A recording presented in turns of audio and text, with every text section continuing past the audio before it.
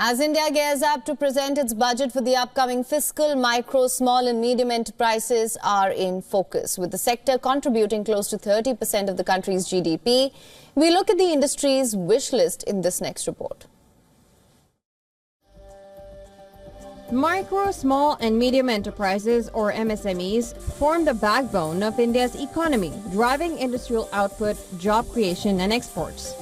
With over 63 million enterprises employing 110 million people, this sector contributes nearly 30% to India's GDP and 50% to exports, cementing its role as the engine of the world's fastest growing major economy.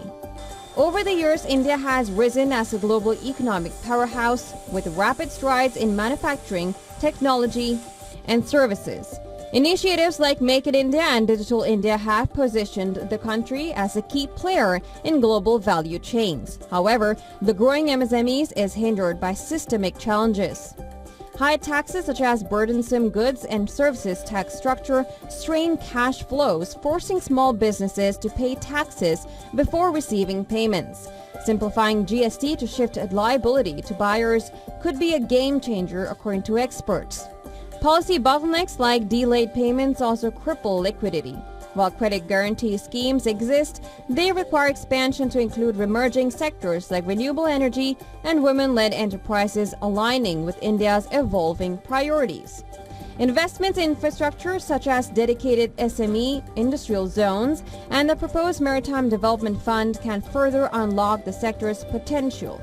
Yet the government must balance its fiscal policies to promote growth without overburdening taxpayers.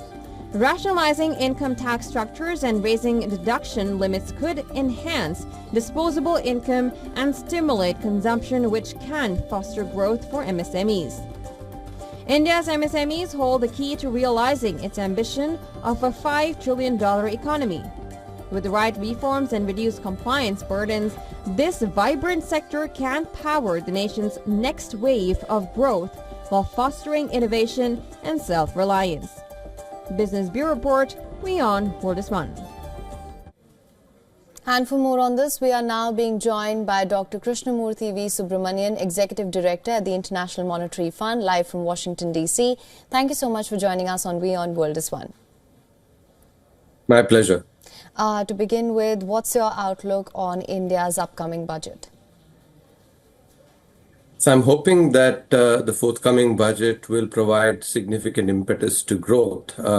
As all of us have noted, growth has slowed down this year. And I think it is therefore very critical for reforms to be implemented. I would particularly focus on taxation. And here the income tax code, the direct tax code is likely to be rewritten. I was part of the group that drafted a direct tax code in 2019 and had submitted a report to the ministry. I think it is really critical that direct taxes are simplified. It is important that the report that had where there was a very simple draft, tax code that was drafted, that is implemented, because a lot of the difficulty in doing business comes from taxation. Secondly, I think some of the reforms that were done during COVID have now, the impact has actually already been seen through. It's important to do more reforms to ensure higher productivity and ease of doing business. Right. In fact, I was just going to come to that. You played a role in conceptualizing India's economic policy during COVID. While COVID has passed, uncertainties have remained and rather high considering multiple clashing points. How can India's budget prepare for such geopolitical concerns? I think one of the things that we did right during COVID was to diagnose the problem correctly. Thereby, we were able to come up with solutions that were fitted to the problem properly. In a similar way, I think it is important now to diagnose that the problems relating to productivity and ease of doing business, these need to be attended to. In my book, India at 100, I've covered a slew of reforms that India, can and must do in order to enable productivity and generate ease of doing business. I think it would be very good for the government to actually redouble its efforts on more structural reforms now. All right. And with Trump 2.0 set to redefine global trade with tariffs, how must India prepare for that? I think I would continue with the thread that I, mentioned. The tariffs actually would become a problem if the lack of competitiveness hobbles, and especially if small and medium enterprises get affected by that.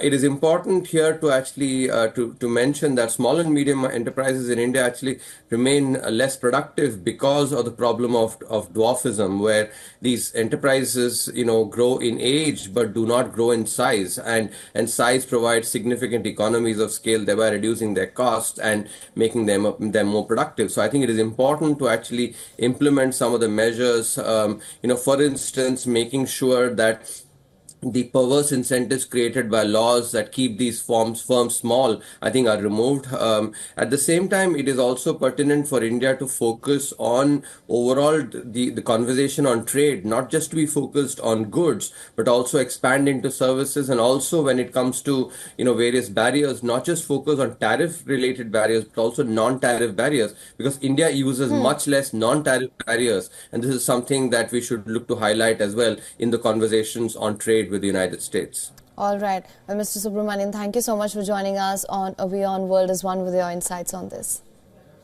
My pleasure. For latest news, download the WION app and subscribe to our YouTube channel.